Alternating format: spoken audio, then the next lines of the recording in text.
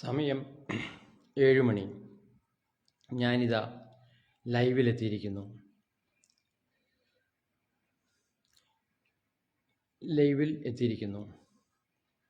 ഞാൻ ഇന്ന് 11ാമത്തെ ദിവസമാണ് ലൈവിൽ വരുന്നത്. അരമണിക്കൂർ, 3/4 മണിക്കൂർ, 50 മിനിറ്റ്, 1 മണിക്കൂർ, 5 മിനിറ്റ് വരെ ഞാൻ ഈ 10 ദിവസത്തിനിടയിൽ ലൈവിൽ വന്നിട്ടുണ്ട്. ലൈവിൽ വരുമ്പോൾ എന്നെ കേൾക്കുന്ന ആരും കാത്തിരിക്കുന്നുണ്ടായിരുന്നുവെങ്കിൽ അയാളിപ്പോൾ ലൈവിൽ എനിക്ക് കാണാൻ കഴിയുമായിരുന്നു. ആരും കാത്തിരിക്കുന്നില്ല. ഈ 10 ദിവസത്തെ ലൈവ് കൊണ്ട് ചില പ്രശ്നങ്ങളൊക്കെ സംഭവിച്ചിട്ടുണ്ട്. എൻ്റെ തുറന്നു പറച്ചിൽ കൊണ്ട്, എൻ്റെ സത്യസന്ധത കൊണ്ട്. ഞാൻ ബന്ധപ്പെട്ട എൻ്റെ ബന്ധുക്കൾ അല്ലെങ്കിൽ മറ്റാളുകൾ, മറ്റു വിഷയങ്ങൾ, അതിനെക്കുറിച്ചൊക്കെ ഞാൻ തുറന്നടിച്ച് പറയുകയുണ്ടായി. ഈ തുറന്നു പറച്ചിൽ പലരെയും വിഷമിപ്പിച്ചിട്ടുണ്ട്. പലരുടെയും മാനം പോയിട്ടുണ്ട്. പലരും എന്നെ ഭയക്കുന്നുണ്ട്. മാത്രമല്ല, പലർക്കും എന്നെ അമർഷം, പുച്ഛം, ദേഷ്യം, പ്രതിഷേധം, പ്രതികാരം തുടങ്ങിയ വികാരങ്ങളിലേക്ക് വളർന്നിട്ടുണ്ട്. ഇത് ഞാൻ മനസ്സിലാക്കുന്നു. എന്തായാലും ഞാൻ ആരുടെയും ശത്രുവാകാൻ ആഗ്രഹിക്കുന്നില്ല. ആരുടെയും ശത്രുവാവുക എന്നുള്ളത് എൻ്റെ ലക്ഷ്യമല്ല എന്ന് കരുതി ഞാൻ പിന്തിരിഞ്ഞോടാനും തയ്യാറല്ല.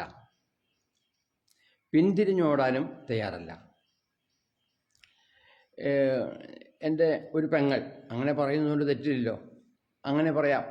ഇവിടെ എന്താ പ്രശ്നം എന്ന് വെച്ചാൽ, നമ്മളൊരു വിവരം കൊടുക്കുക, ഒരു വിജ്ഞാനം കൊടുക്കുക എന്ന് പറയുമ്പോൾ, ഒരാളെക്കുറിച്ച് നമ്മളൊരു വിവരണം കൊടുക്കുക എന്ന് പറയുമ്പോൾ അയാളുടെ മാനം ഇടിഞ്ഞു വീഴുന്നു എന്നുള്ളതാണ് പ്രശ്നം. അവർ പറയുന്നത്, നിനക്കോ മാനമില്ല, നിനക്കോ നാണമില്ല, നിനക്കോ സദാചാരമില്ല, നിനക്കോ മതമില്ല, നിനക്കോ ദൈവമില്ല, പക്ഷെ ഞങ്ങൾക്കിതൊക്കെയുണ്ട്. ഞങ്ങൾക്ക് കുടുംബമുണ്ട്, പേരക്കുട്ടികളുണ്ട്, മക്കളുടെ ബന്ധുമിത്രാദികളുണ്ട്, അങ്ങനെ വലിയ ഒരു ബന്ധങ്ങളുണ്ട്. ആ ബന്ധങ്ങളിൽ ഉലച്ചിൽ തട്ടുന്ന വിധത്തിൽ നീ തുറന്നടിച്ച് ഓരോ കുടുംബങ്ങളെക്കുറിച്ച്, ബന്ധുമിത്രാദികളുടെ ആകാം, അന്യരുടെ ആകാം, ആരുടെയെങ്കിലും ആകട്ടെ, കുടുംബങ്ങളെക്കുറിച്ച് പറയുമ്പോൾ അത് അവരെ താറടിക്കുകയാണ്. അവർക്ക് ഈ സമൂഹത്തിൽ തല നിവർത്തി നടക്കാൻ പറ്റാത്തൊരവസ്ഥയിലേക്ക് നീ കാര്യങ്ങൾ എത്തിക്കുകയാണ് എന്നാണ് അവർ അവകാശപ്പെടുന്നത്. ഞാൻ ഒരു വ്യക്തിയെപ്പറ്റി പറയുമ്പോൾ ആ വ്യക്തിയുടെ ഗുണവും അയാളുടെ വിഷമങ്ങളും അയാളുടെ ദുഃഖങ്ങളും അയാളുടെ സന്തോഷങ്ങളും ഞാനിവിടെ പങ്കുവെക്കുകയാണ് സത്യത്തിൽ ചെയ്യുന്നത്.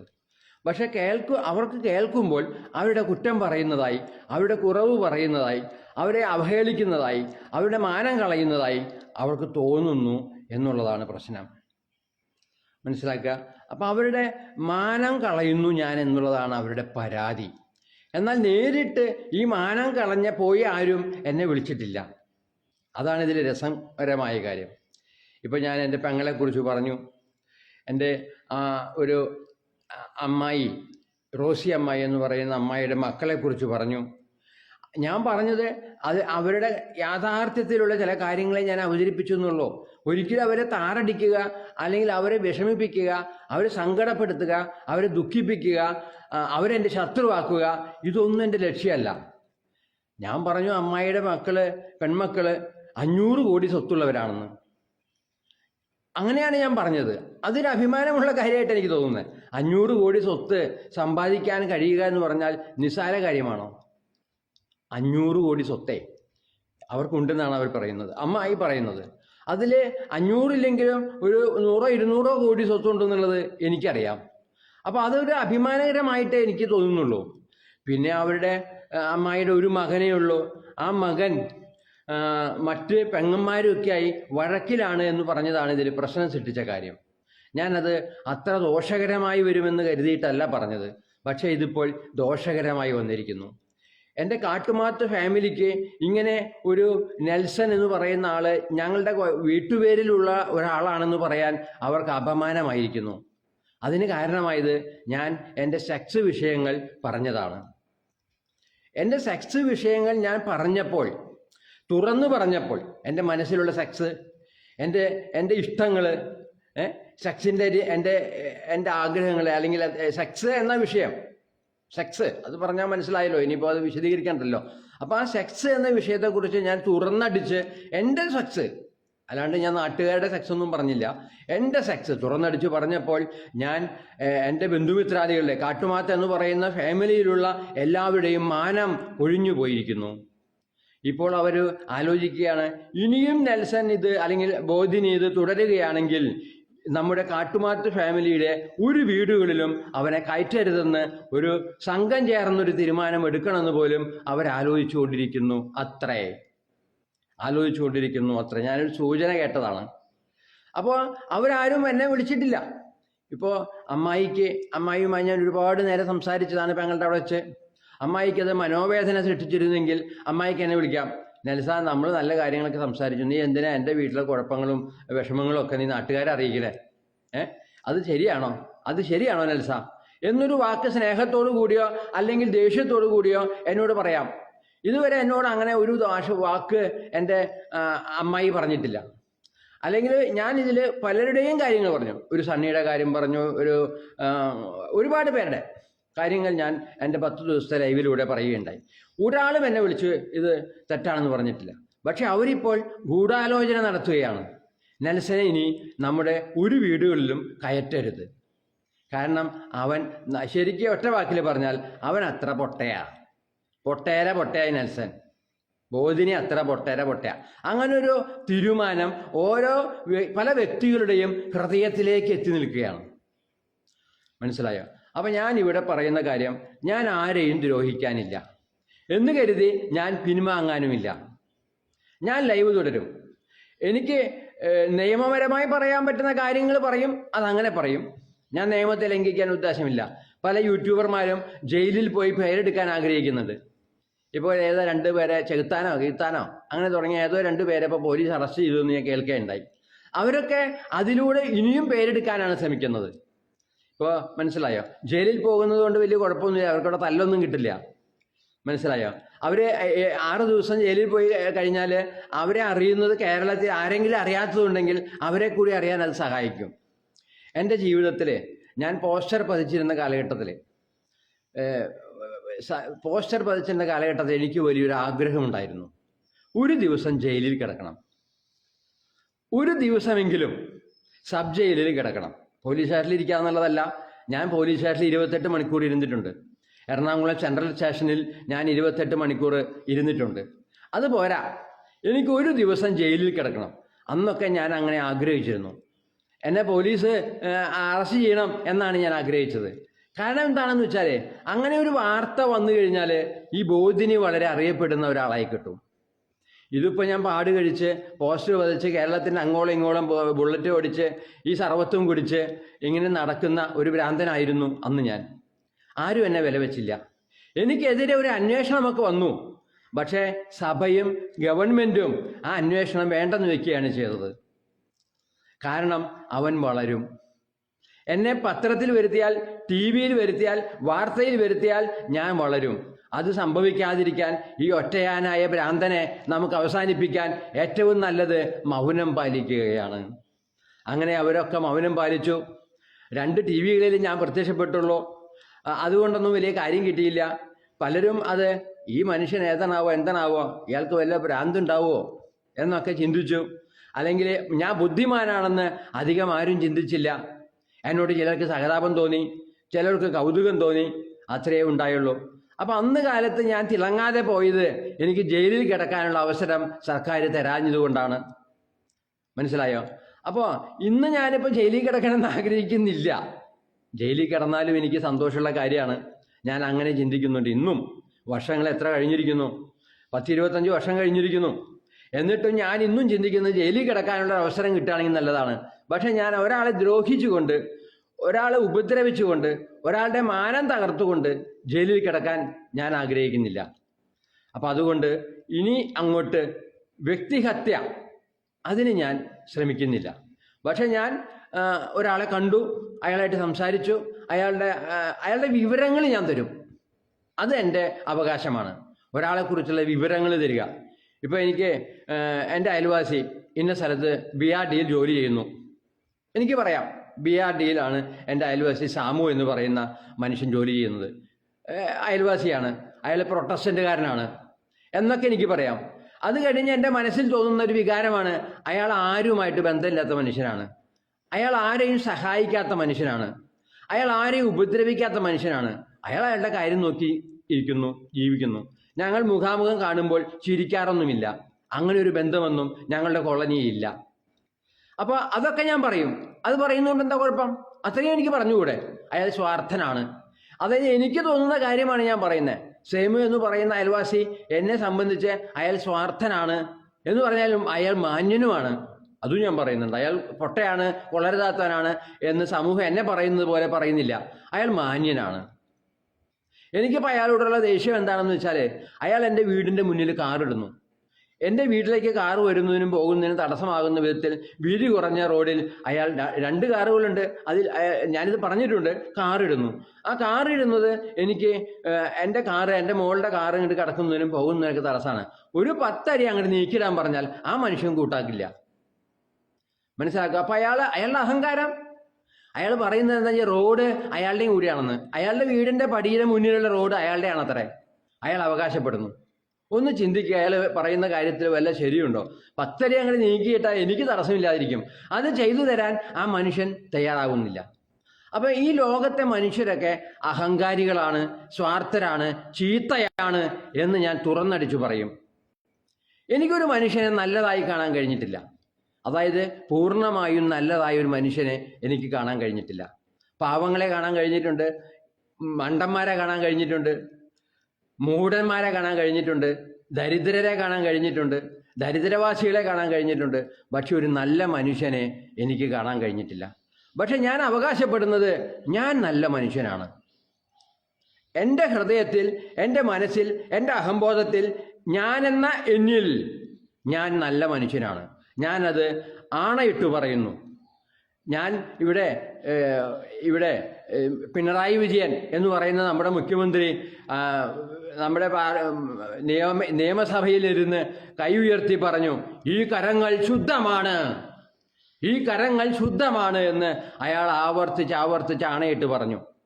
എനിക്ക് അയാൾ അത്ര ശുദ്ധനായിട്ടൊന്നും തോന്നുന്നില്ല കേട്ടോ. പിണറായി വിജയൻ അത്ര ശുദ്ധനായിട്ടൊന്നും എനിക്ക് തോന്നുന്നില്ല. ഒരുപാട് മനുഷ്യരുടെ കൊലപാതകങ്ങൾക്ക് നേതൃത്വം വഹിച്ച ഒരു വ്യക്തിയാണ് പിണറായി വിജയൻ എന്നാണ് എനിക്ക് തോന്നുന്നത്. ഞാൻ ഉറപ്പ് പറയുന്നില്ല. അയാളുടെ മനസ്സിലേക്ക് ഇറങ്ങിക്കൊണ്ട് എനിക്കൊരു കാര്യം സംസാരിക്കാൻ പറ്റില്ല. പക്ഷേ എൻ്റെ ഒരു അനുമാനം, എൻ്റെ ഒരു നിഗമനം, എൻ്റെ ഒരു ഊഹം, അയാൾ അത്ര ശുദ്ധനായ മനുഷ്യനായിട്ട് എനിക്ക് തോന്നുന്നില്ല. അതേസമയം നമ്മുടെ മരിച്ചുപോയ ആ നല്ല വ്യക്തി തന്നെയാണെന്ന് എനിക്ക് തോന്നുന്നത്. ഒരുമാതിരിയൊക്കെ നല്ല വ്യക്തിയാണെന്ന് എനിക്ക് തോന്നുന്നു. അപ്പോൾ ഇതൊക്കെ എൻ്റെ ഊഹങ്ങളാണ്. എനിക്കിപ്പോൾ മോദിയോട് നല്ല അഭിപ്രായമില്ല, രാഹുൽ ഗാന്ധിയോട് നല്ല അഭിപ്രായമുണ്ട്. അതൊക്കെ എൻ്റെ വ്യക്തിപരമല്ല, എൻ്റെ ഉള്ളിൻ്റെ ഉള്ളിലുള്ള വികാരങ്ങളാണ്. മനസ്സിലായോ? എൻ്റെ ഉള്ളിൻ്റെ ഉള്ളിലുള്ള വികാരങ്ങൾ. അപ്പോൾ അത് അങ്ങനെയുള്ള വികാരങ്ങളൊന്നും പറയാൻ പാടില്ല. അതൊക്കെ അപകടമാണ്. മോദിയെ പറ്റി അല്ലെങ്കിൽ പിണറായിയെക്കുറിച്ച് അല്ലെങ്കിൽ വലിയ വലിയ ആളുകളെക്കുറിച്ച്, പ്രസിദ്ധരായ ആളുകളെക്കുറിച്ച് നീ അഭിപ്രായം പറയരുതെന്നാണ് പലരും പറയുന്നത്. എന്തുകൊണ്ട് എനിക്ക് അഭിപ്രായം പറഞ്ഞുകൂടാന്നാണ് ഞാൻ ചോദിക്കുന്നത്. ഇതൊരു ജനാധിപത്യ രാജ്യമായതുകൊണ്ടല്ല. എനിക്ക് ജനാധിപത്യമാണെന്ന് പറഞ്ഞിട്ട് ഇവിടെ ജനാധിപത്യം നടക്കണമെന്നൊന്നും അഭിപ്രായമില്ല. മനസ്സിലായോ? ഇവിടെ ക്രൂരതയാണ് നടക്കുന്നത്, ചതിയാണ് നടക്കുന്നത്, വക്രതയാണ് നടക്കുന്നത്, അല്ലെങ്കിൽ കൈക്കൂലിയാണ് നടക്കുന്നത്. ഇവിടെ മനുഷ്യത്വം എന്ന് പറയുന്ന ഒരു സാധനമുണ്ട്. എന്താണ് മനുഷ്യത്വം? എനിക്ക് തോന്നുന്നു മനുഷ്യത്വം എന്ന പദത്തിൻ്റെ അർത്ഥം ഞാൻ കണക്കാക്കുന്നത്, ഞാനൊരു മനുഷ്യനാണ്, എൻ്റെ എതിരിൽ നിൽക്കുന്ന വ്യക്തിയും ഒരു മനുഷ്യനാണ് എന്ന് മാനിക്കുന്നതാണ് മനുഷ്യത്വം എന്ന് പറയുന്നത്. അതിൻ്റെ നിഘണ്ടു അർത്ഥം എന്താണെന്ന് എനിക്കറിയില്ല. മനസ്സിലായോ? അതാണ് ശരിക്കും എൻ്റെ ഭാഷയിൽ മനുഷ്യത്വം എന്ന് പറയുന്നത്. അപ്പോൾ ഇവിടെ ഞാൻ മനുഷ്യത്വമില്ലാത്തവനാണെന്ന് പോലും പറയാൻ എൻ്റെ ബന്ധുക്കൾ തുടങ്ങിയിരിക്കുന്നു. എന്നെ ഭ്രഷ്ട് കൽപ്പിക്കാൻ തുടങ്ങിയിരിക്കുന്നു. ഇനി എൻ്റെ ബന്ധുമിത്രാദികൾ കാട്ടുമാറ്റം എന്ന് പറയുന്ന ഒരു ഫാമിലിയിലും എന്നെ കയറ്റരുത് എന്ന് അവർ ആലോചിച്ചുകൊണ്ടിരിക്കുന്നു. ഇനിയും അവൻ ഈ വ്യക്തിഹത്യകൾ നടത്തുകയാണെങ്കിൽ അങ്ങനെ നമുക്ക് എല്ലാവർക്കും ഒരു തീരുമാനമെടുക്കണം. എൻ്റെ പെങ്ങളുടെ വീട്ടിലേക്ക് കയറി ചെന്നാൽ അവരെന്നെ കയറ്റുകയില്ല, എൻ്റെ ജ്യേഷ്ഠൻ്റെ വീട്ടിൽ കയറി ചെന്നാൽ അവരെന്നെ കയറ്റുകയില്ല എന്ന ഒരു തീരുമാനത്തിലേക്ക് പോലും എത്തേണ്ട ഗതികേടിലേക്ക് ഞാൻ വഷളായിരിക്കുന്നു എന്നാണ് ഇപ്പോൾ ഒരു ന്യൂസ് കേൾക്കുന്നത്. മനസ്സിലായോ? ഞാൻ ഇതുകൊണ്ടൊന്നും തളരുന്നില്ല എന്ന് കരുതി ഞാൻ ആരെയും വെല്ലുവിളിക്കുന്നില്ല. എനിക്ക് ആരോടും ശത്രുതയില്ല. എനിക്ക് ശത്രുതയുണ്ട് മതത്തോട്, സമൂഹത്തോട്, ആചാരത്തോട്, ദുരാചാരത്തോട്. ഇതിനോടെല്ലാം എനിക്ക് ശത്രുതയുണ്ട്. ശത്രുത എന്ന് പറഞ്ഞാൽ ഞാനിപ്പോൾ ഒരു മതത്തോട് ശത്രുതയുണ്ടെന്ന് പറഞ്ഞിട്ട് പള്ളിയിൽ അച്ഛനെ കയറി കുത്തിക്കൊല്ലാനൊന്നും പോയിട്ടില്ല. അല്ലെങ്കിൽ എനിക്ക് ആ ഒരു വൈദികനോട്, ആ ലോഹയോട് എനിക്കൊരു ശത്രുതയുമില്ല. പക്ഷേ എനിക്ക് അഭിപ്രായ വ്യത്യാസമുണ്ട്. വെള്ളയടിച്ച കുഴിമാടങ്ങൾ എന്ന് യേശു ക്രിസ്തു തന്നെ ഈ പുരോഹിതരെ കുറിച്ച് പറഞ്ഞിട്ടുണ്ട്. ഞാൻ പറയുന്നു, അവർ സുഖിക്കുന്ന കുടവയറന്മാരാണ് പുരോഹിതരെന്ന് പറയുമ്പോൾ ക്രിസ്ത്യാനി പാതിരികൾ മാത്രമല്ല, നമ്മുടെ ഹിന്ദുക്കളിലെ പൂജാരിമാരും പെടും. അവരൊക്കെ സുഖിക്കുകയാണ്. അവർക്കൊക്കെ നല്ല പണം കിട്ടുന്നുണ്ട്. ഹിന്ദുക്കളുടെ പൂജാരിമാർക്കും നല്ല പണം കിട്ടുന്നുണ്ട്. എനിക്ക് അറിയുന്ന ചില പൂജാരിമാരുണ്ട്, അവർക്കൊക്കെ നല്ല പണം കിട്ടുന്നുണ്ട്. അവരൊക്കെ വലിയ വീടുകൾ വെച്ചിട്ടുണ്ട്. അവരിൽ പലരും, ഞാൻ പേരെടുത്ത് പറയുന്നില്ലെങ്കിലും, എൻ്റെ ക്ലാസ്സിലൊക്കെ പഠിച്ചൊരു പൂജാരി, ഞാനിപ്പോൾ അയാളെ ദ്രോഹിക്കാൻ ആഗ്രഹിക്കുന്നില്ല, പേര് പറയുന്നില്ല. ആ മനുഷ്യൻ അയാളുടെ മകൾക്ക് കൊടുത്തത് 100 പവനാണ്. 100 പവൻ. അയാളുടെ ജോലി എന്താ? പൂജാരി. അപ്പം ഞാൻ ഈ അടുത്ത അവസരത്തിൽ അദ്ദേഹത്തെ ഫോൺ ചെയ്ത് വിളിച്ചപ്പോൾ ചോദിച്ചു, നിങ്ങൾ എങ്ങനെയാണ് നിങ്ങളുടെ മകന് 100 പവൻ കൊടുത്തത്? അത്ര വലിയ സാമ്പത്തിക ശേഷിയൊന്നും നിങ്ങൾക്കുണ്ടായിരുന്നില്ല. നിങ്ങൾ എൻ്റെ അയൽവാസിയായിരുന്നു, എൻ്റെ നാട്ടുകാരനായിരുന്നു, എൻ്റെ സുഹൃത്താണ് അയാൾ. നല്ല മനുഷ്യനാണ്, എടുത്തു പറയാലോ. അയാൾ ശുദ്ധനായ മനുഷ്യനാണ് ഈ പൂജാരി. പക്ഷെ അയാളുടെ കുടുംബത്തെ സ്നേഹിച്ചു. അയാളുടെ മകൾക്ക് അയാൾ 100 പവൻ സ്ത്രീധനം കൊടുത്തു. വലിയ ആഘോഷത്തിൽ അയാൾ ആയിരക്കണക്കിന് ആളുകളെ വിളിച്ച് സദ്യ നടത്തി. ഇന്നിപ്പോൾ അയാളുടെ മകൾക്ക് കുട്ടിയായി. അയാളുടെ മരുമകന് ജോലിയുണ്ട്. അയാളുടെ മകൻ ജോലി ചെയ്യുന്നത് അപ്പോളയിലാണെന്നാണ് പറഞ്ഞു കേട്ടത്. ഇതൊക്കെ ഞാൻ പറയുന്നതുകൊണ്ട് വല്ല കുഴപ്പമുണ്ടോ? അയാളുടെ മരുമകൻ അപ്പോളയിലാണ് ജോലി. അവർക്ക് ഏക്കറക്കണക്കിന് സ്വത്തുണ്ട്, ലക്ഷക്കണക്കിന് രൂപ വരുമാനമുണ്ട് ഈ മകളെ കെട്ടിച്ച മരുമകന്. ഇതൊക്കെ എനിക്ക് പറയാം. മനസ്സിലായോ? അയാളെപ്പറ്റി എനിക്ക് ഒരു ദോഷവും പറയാനില്ല. എൻ്റെ മനസാക്ഷിക്ക് അയാൾ RSSകാരനാണ്. അയാളെ പല സംഘടനകളെയും RSSൻ്റെ ചില പോഷക സംഘടനകളൊക്കെ ഉണ്ടല്ലോ, ജനസേവനത്തിനുള്ള ചില സംഘടനകൾ. ആ സംഘടനകളുടെയൊക്കെ ഒരു ഭാരവാഹിയാണ്, പഞ്ചായത്ത് ഭാരവാഹിയാണ്. അയാൾ അതിൽ സന്തോഷമായിട്ട് ജീവിക്കുന്നു. നല്ലൊരു മനുഷ്യൻ. അയാൾ RSSകാരനാണെന്ന് കരുതി ഞാൻ അയാൾ വെറുക്കേണ്ട കാര്യം എന്താ? ഞാൻ അയാളെ വെറുക്കുന്നില്ല.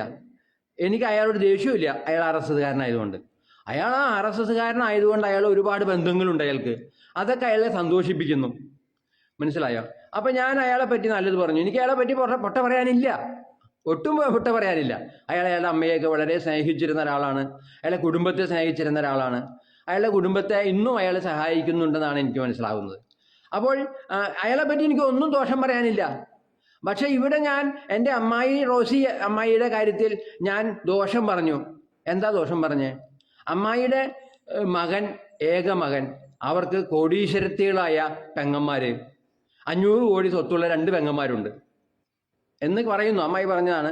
അവർക്ക് കോടിക്കണക്കിന് രൂപയുടെ സ്വത്തുണ്ടെന്നുള്ളത് എനിക്കറിയാം. പക്ഷെ ഇവരൊക്കെ തമ്മിൽ വഴക്കാണ്.